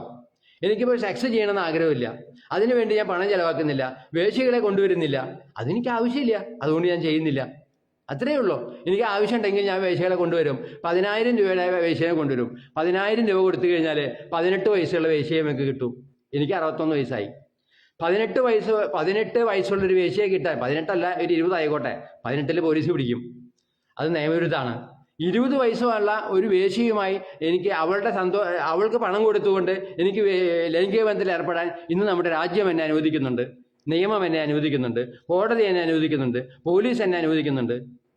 മനസ്സിലായോ? അപ്പോൾ എനിക്ക് അങ്ങനെ ആഗ്രഹമുണ്ടെങ്കിൽ ആകാമായിരുന്നു. പക്ഷെ ഇപ്പം എനിക്ക് അങ്ങനെ ആഗ്രഹമില്ല. ഞാനിപ്പോൾ ബ്രഹ്മചാരിയായിട്ട് ജീവിക്കും. എനിക്കതാ ഇഷ്ടം. എനിക്കതിന് ആഗ്രഹമില്ല. ഇന്ന് ഞാനിനി ചെയ്യാൻ പോകുന്ന കാര്യം ഒരു സിനിമയ്ക്ക് പോകണം. ഏതാണ് തൃശ്ശൂരിൽ കാണിക്കുന്ന സിനിമകളെന്ന് എനിക്കറിയില്ല. ഞാൻ മലയാളം സിനിമ മാത്രമേ കാണുകയുള്ളൂ. യാഥാർത്ഥ്യതയുള്ള സിനിമകൾ, പഞ്ചായത്ത് ജെട്ടി പോലെയുള്ള സിനിമകൾ വല്ലതും ഉണ്ടോയെന്ന് നോക്കും. ഉണ്ടെങ്കിൽ അത് കാണും. അല്ലെങ്കിൽ സാഹിത്യ അക്കാദമിയിലേക്ക് അവിടേക്കൊക്കെ പോകും. അവിടെ ഇരുന്ന് ആരെങ്കിലുമൊക്കെ ഫോൺ വിളിക്കും. ആരും ഫോൺ വിളിച്ചാലും കാര്യമില്ല, ആരും ഫോൺ എടുക്കില്ല. കാരണം എല്ലാവരും ധൃതിയാണ്, തിരക്കാണ്. നെല്ലങ്കര ഓൺസേട്ടൻ പറഞ്ഞ പോലെ ഞാൻ ചിലരൊക്കെ വിളിക്കാറുണ്ട്, നെൽസ, ഒരാളും ഫോൺ എടുക്കണില്ല, ആർക്കും സംസാരിക്കാൻ നേരമില്ല. അയാൾ പറയുകയാണ് അയാളൊരു രോഗിയാണിന്ന്. നെല്ലങ്കര ഓൺസേട്ടൻ, അയാൾ നല്ല മനുഷ്യനാണ്, ശുദ്ധനായ മനുഷ്യനാണ് കേട്ടോ, നെല്ലങ്കര ഓൺസേട്ടൻ. അയാളിപ്പോൾ പറയാ, ഈ കോവിഡ് കഴിഞ്ഞതിന് ശേഷം വളരെ ബുദ്ധിമുട്ടാണ്, എൻ്റെ മക്കളുടെ ബിസിനസ്സൊക്കെ പൊളിഞ്ഞു. അപ്പോൾ അയാൾ കുറച്ച് കാശ് ബാങ്കിൽ ഇട്ടിട്ടുണ്ട്, എൻ്റെ പലിശ ഇങ്ങനെ കൂട്ടിക്കൊണ്ടിരിക്കുകയാണ്. അയാൾ ദരിദ്രമായിട്ട് ജീവിക്കുകയാണ്. അയാളുടെ കഥ അങ്ങനെയാണ്. ഇങ്ങനെ ഓരോരുത്തരുടെയും കഥകളുണ്ട്. ഈ മനുഷ്യരൊക്കെ ദുഃഖിതരാണ്. ഞാനും ദുഃഖിതരാണ്. എന്തിനാ ഞാൻ ദുഃഖിക്കണേ? എനിക്കറിഞ്ഞുകൂടാ. എനിക്കൊരു പണിയില്ല, തൊഴിലില്ല, പേരക്കുട്ടിയില്ല, മരുമകനില്ല. ഇതൊക്കെ എൻ്റെ ദുഃഖങ്ങളാണ്. അതൊന്നുമല്ല. ഞാൻ ഇന്നാളെ എൻ്റെ മകളുമായിട്ട് ചർച്ച ചെയ്തു, അവളുടെ മനസ്സറിയാൻ, വിവാഹം കഴിക്കണമെന്നറിയാൻ. അവൾ പറയുന്നത് വിവാഹം കഴിക്കുന്നവരൊക്കെ മണ്ടന്മാരാണെന്ന്. എന്നെ അതിശയപ്പെടുത്തി പോയി. എൻ്റെ 33 വയസ്സായ മകള് പറയാണ്, കോടീശ്വരത്തിയായ എൻ്റെ മകള് പറയാണ്, വിവാഹം കഴിക്കുന്നവരൊക്കെ മണ്ടന്മാരാണെന്ന്, കുട്ടികളെ ഉണ്ടാക്കുന്നവരൊക്കെ ബോണ്ടന്മാരാണെന്ന്. അപ്പോൾ അവൾ അങ്ങനെ വിശ്വസിക്കുന്ന ഒരാളാണ്. അതുകൊണ്ട് എനിക്ക് വിഷമമില്ല. അവൾക്ക് കുട്ടിയില്ലാത്തതുകൊണ്ടോ ഭർത്താവില്ലാത്തതുകൊണ്ടോ എനിക്ക് വിഷമമില്ല. മനസ്സിലായോ? ഞങ്ങൾ അങ്ങോട്ടും ഇങ്ങോട്ടും ഇപ്പം ഞാൻ ലൈവ് പിടിക്കുന്നുണ്ട്. ഇത് ചിലപ്പോൾ ആരെങ്കിലുമൊക്കെ അവളുടെ അടുത്ത് ഏഷ്യനിക്ക് തന്നേക്കാം, നെൽസ നിന്റെ ഡാഡി ഇങ്ങനെ വലിയ കുഴപ്പങ്ങളൊക്കെ ഉണ്ടാക്കിയിട്ടുണ്ട്, അവനെ ഒന്ന് നിയന്ത്രിക്കണം, അല്ലെങ്കിൽ ശരിയാവില്ല എന്ന് അവളോട് ആരെങ്കിലും പറയുന്നുണ്ടെന്ന് എനിക്കറിയില്ല. അവളിതൊന്നും അന്വേഷിക്കുന്നില്ല. നാളെ ചോറുണ്ടെന്ന് നേരം ഞങ്ങൾ ഉച്ചയ്ക്ക് ഞാനും എൻ്റെ മകളും ഒരുമിച്ചാണ് ഭക്ഷണം കഴിക്കുക. എൻ്റെ വേലക്കാരിയും ഞങ്ങൾ 3 പേര് ഒരുമിച്ചാണ് ഭക്ഷണം കഴിക്കുക. എൻ്റെ വേലക്കാരിയും ഞാനും. അപ്പോഴാണ് ഞങ്ങൾ എന്തെങ്കിലും സംസാരിക്കുക. ആദ്യമൊന്നും ഞാൻ അങ്ങനെ അധികം സംസാരിക്കാറില്ല. ഇപ്പം എന്തെങ്കിലുമൊക്കെ ചോദിക്കും. അപ്പോൾ എൻ്റെ മകളോട് ഞാൻ ചോദിക്കും, എങ്ങനെയാണ് മകളുടെ സന്തോഷമെന്ന് ഞാൻ ചിന്തിക്കും. അവൾ എപ്പോഴും മുകളിൽ AC ഇട്ട്, വർഷക്കാലത്തും വേനൽക്കാലത്തും AC ഇട്ട് TV കണ്ടിരിക്കുന്നു. എങ്ങനെയാണ് അവളുടെ സന്തോഷം? ഞാൻ ചിന്തിക്കുകയാണ്. പക്ഷേ അവൾ ശരിക്കും പറഞ്ഞാൽ അവൾ സന്തോഷവതിയാണെന്ന് എനിക്ക് തോന്നുന്നത്. അവളുടെ സംസാരമൊക്കെ കേൾക്കുമ്പോൾ അവൾ സന്തോഷവതിയായിട്ടാണ് എനിക്ക് തോന്നുന്നത്. അപ്പോൾ അവളിൽ നിന്ന് തന്നെ കിട്ടിയ ഉത്തരമാണ് അവൾക്ക് വിവാഹം കഴിക്കണമെന്ന് ആഗ്രഹമില്ല. പക്ഷേ എൻ്റെ ബന്ധുക്കളും പറയുന്നത് അവളെ ഞാനൊരു കറവ പശുവായിട്ട് നിർത്തിയിരിക്കുകയാണെന്ന്. അവളെ വിവാഹം കഴിച്ചു കഴിഞ്ഞാൽ അവളിൽ നിന്നുള്ള സൗകര്യങ്ങളൊന്നും എനിക്ക് കിട്ടില്ലല്ലോ. വരുന്ന ഭർത്താവ് എത്രക്കാരാണെന്ന് പറയാൻ പറ്റില്ലല്ലോ. വരുന്ന ഭർത്താവ് ചിലപ്പോൾ പറയും, ഈ തൊഴിലും പണിയില്ലാണ്ടിരിക്കുന്ന ഈ അപ്പനെ ചവിട്ടി പുറത്താക്കി കൂടെ നമുക്ക് എന്ന് പറയും. അല്ലെങ്കിൽ അവർ വരുമ്പോൾ പറയും, എന്തിനാ നമുക്ക് ഈ 2 കോടിയുടെ വീട്, ഇത് വിറ്റിട്ട് നമുക്ക് വേറെ ഒരു ഫ്ലാറ്റോ ഒരു വില്ലയോ ഒക്കെ മേടിച്ചുകൂടെ, ഇവിടെ ഇങ്ങനെ 10-20 വർഷമായി വീട്ടിലെതിരെ താമസിക്കണേ എന്നൊക്കെ ചിലപ്പോൾ പുതിയ ആലോചനകൾ ഉണ്ടാകും. മനസ്സിലായോ? അപ്പോൾ അത് പ്രശ്നങ്ങളാകും. അപ്പോൾ അതൊക്കെ ഓർത്തിട്ടാണ് ഞാൻ മകള് കല്യാണം കഴിക്കേണ്ടതെന്ന് പറയുന്നതെന്നാണ് പലരും പറയുന്നത്. ഒരിക്കലല്ല. എൻ്റെ മകള് വിവാഹം കഴിക്കേണ്ടതെന്ന് തീരുമാനിച്ചത് മകൾ തന്നെയാണ്. അതിന് ഞാൻ പ്രോത്സാഹനമൊന്നും കൊടുക്കുന്നില്ല. അവളെ കറവ പശുവാക്കി നിർത്താൻ വേണ്ടി ഞാനൊരു പ്രോത്സാഹനം കൊടുക്കുന്നില്ല. എൻ്റെ ബന്ധുക്കൾക്ക് അങ്ങനെ ഒരു പരാതിയുണ്ട്. ദുഷ്ടൻ, അവനവൻ്റെ മോളെ കല്യാണം കഴിക്കാണ്ട് നിർത്തിയേക്കുക. തെണ്ടി. ഇങ്ങനെയാണ് പലരുടെയും മനസ്സിൽ എന്നെക്കുറിച്ചുള്ള ധാരണ. ഞാൻ പറയുന്നു, ഞാനൊരു ശുദ്ധനായ മനുഷ്യനാണ്. ഞാൻ ആർക്കെങ്കിലും ദ്രോഹം ചെയ്യുന്നുണ്ടെങ്കിൽ ഞാൻ തെറ്റു പറയും. മാത്രമല്ല, മേലാൽ അവരെക്കുറിച്ച് അവർക്ക് വിഷമമുണ്ടാക്കുന്ന കാര്യങ്ങളിൽ നിന്ന് ഞാൻ പിന്തിരിയും. ഞാനിപ്പോൾ എൻ്റെ ഇളയപ്പനെ കുറിച്ച് കുറേ വിശേഷങ്ങൾ പറഞ്ഞു. ഇനിയും വേണമെങ്കിൽ പറയാൻ ധാരാളമുണ്ട്. അയാൾ ദുഃഖിതനാണ്. എനിക്ക് മനസ്സിലായ ഒരു കാര്യമാണ്, അയാൾ കോടീശ്വരനാണ്. അയാളുടെ മക്കളൊന്നും അടുത്തില്ലാത്തതാണ് അയാളുടെ ആദ്യത്തെ ദുഃഖം. അയാൾ ആ കാറുകളൊന്നും ഉപേക്ഷിക്കാൻ തയ്യാറില്ല. സമൂഹത്തിന് മുന്നിൽ ഞാൻ ഇപ്പോഴും വലിയ കോടീശ്വരനാണെന്ന് തെളിയിക്കാൻ അയാൾ കാറുകൾ ഇട്ടിരിക്കുന്നു. ഒരുപാട് സാധനങ്ങൾ അവിടെ ഉണ്ട്. 2-3 സൈക്കിൾ കിടക്കുന്നുണ്ട്, ഒരു ബൈക്ക് കിടക്കുന്നുണ്ട്. ഇതൊക്കെ അവിടെ ഇട്ടിരിക്കുകയാണ്. എന്നാൽ അയാൾക്ക് സാമ്പത്തികമായ ബുദ്ധിമുട്ടുമുണ്ട്. ഇപ്പോൾ ഞാൻ എത്ര സമയമായെന്ന് നോക്കുകയാണ്.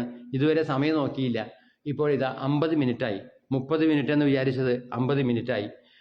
ഇനിയും ഞാൻ നാളെ വരും. നാളെ എന്തു പറയുമെന്നുള്ളത് നാളെയേ എനിക്ക് പറയാൻ കഴിയുകയുള്ളൂ. എന്തായാലും എനിക്ക് ഒരുപാട് കാര്യങ്ങൾ പറയാനുണ്ട്. ഞാൻ ഈ ലൈവ് ഉപയോഗിച്ച് കാര്യങ്ങൾ പറയാനും എൻ്റെ മനസ്സിനെ സന്തോഷമാക്കാനും ഞാൻ തീരുമാനിച്ചു. ആരുടെയും സന്തോഷം കെടുത്താതെ എൻ്റെ സന്തോഷം ഉണ്ടാക്കുക എന്നുള്ളതാണ് എൻ്റെ ലക്ഷ്യം.